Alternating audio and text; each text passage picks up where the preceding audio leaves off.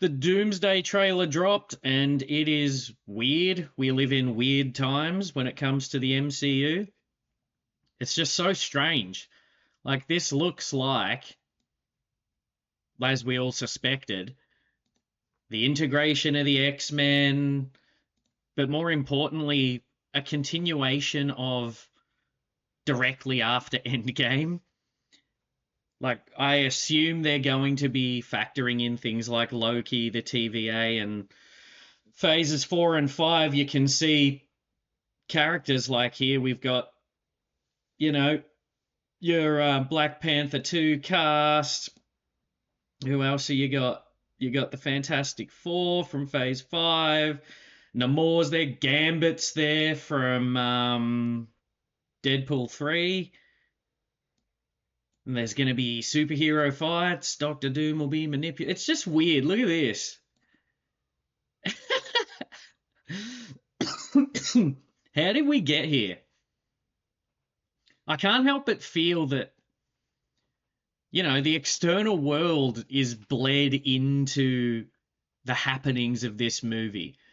The failure to launch the new heroes, to have the reception, all the sort of culture war shit that was going on the outside, like the woke stuff, anti woke stuff, and the battle between the two playing out here. Like, they've come crawling back in a sense to the old cast when it was definitely never meant to happen.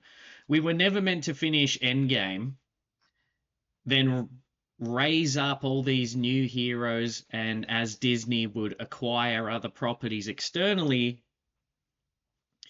that we would just circle back. I suspect they're going to chop off a whole bunch of things with phase 4 and 5, because not just the movies themselves seem to have suffered in quality, but the box office drops. Man, superhero movies they are struggling, and rightfully so. Wait, what was that shot though? Where is it? Oh, Mystique looks cool. Mystique looks sick. I'm not the biggest comic book guy. Apparently, that's much more comic accurate. She looks pretty sweet. Yelena. I like Thunderbolts. I thought that was cool. I don't have a problem. I'm a bigger Black Widow fan, obviously, but Florence Pugh doing her thing. The funny meme going around at the moment, like, what's this going to be? The fifth time Xavier dies? It's insane how many times they've killed this character. And it makes sense in the first three X-Men movies because they were self-contained before being absorbed into the multiversal milieu, if that's even the right word to use, that we have now. Like, he gets dragged in Multiverse of Madness to be killed again, and because it's the multiverse, we have no consequences for anything. It's a strange movie.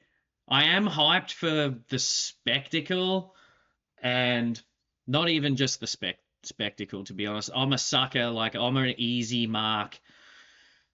Not the best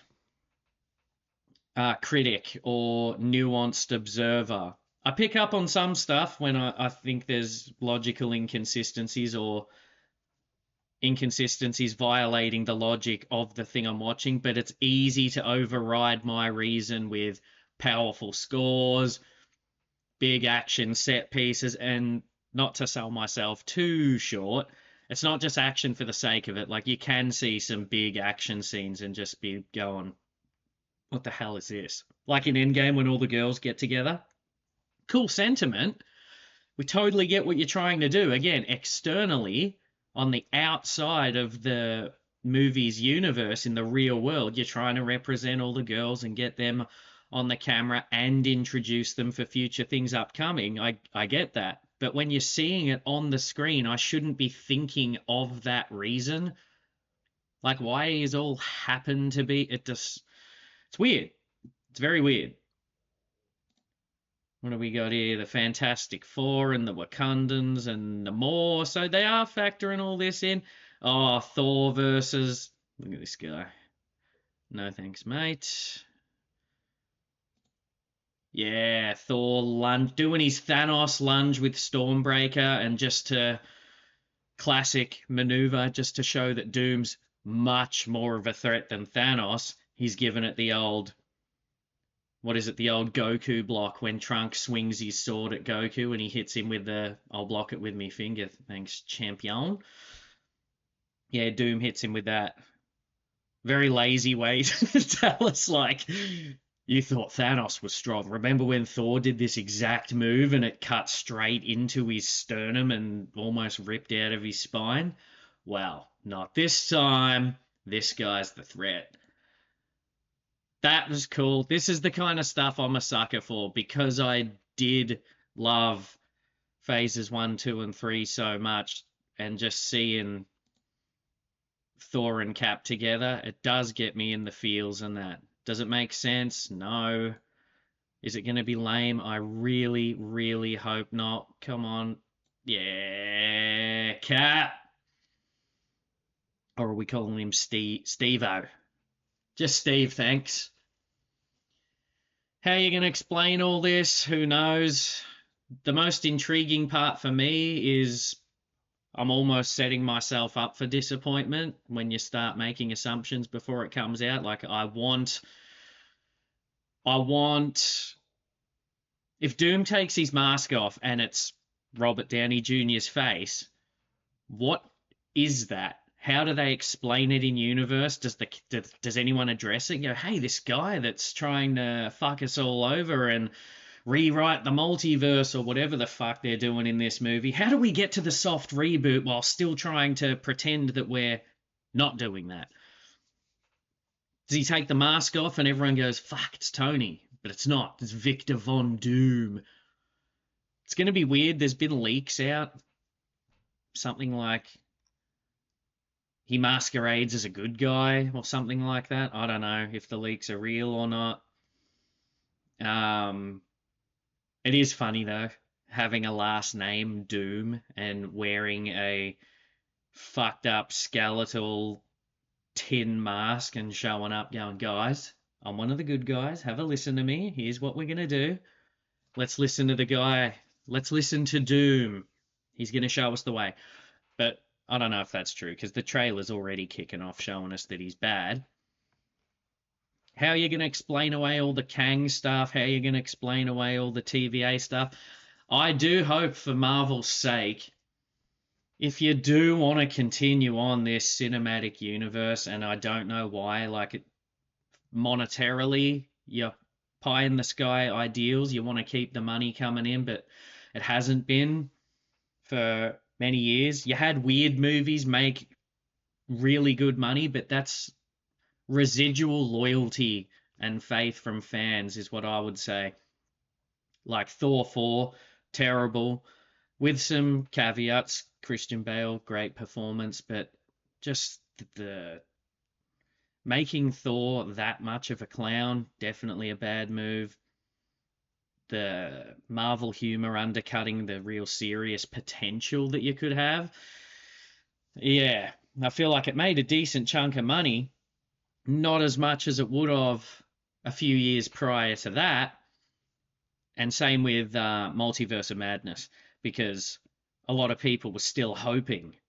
And you do have legitimately cool things in there. Like, I thought WandaVision was pretty cool. I thought Loki season 1 was... It has good conceptual ideas, but the presentation of it, like the TVA... Again, how do you... Because it's a show, you can feel the real world bleeding into it, like the TVA is just shitty office spaces that they're filming in. It's like, why use a budget? Why use set pieces when we can have like a human style office on Earth and they're managing entire universes through it? It really cheapened it, though there was great acting in it. How could you deny Loki? The performances are always good. Yeah, and it's just gotten worse and worse and worse. Shang-Chi wasn't offensive in any way. It was just kind of, all right. That was kind of cool. Thunderbolts I really liked. My criticism against Thunderbolts was that it was the third act was too short.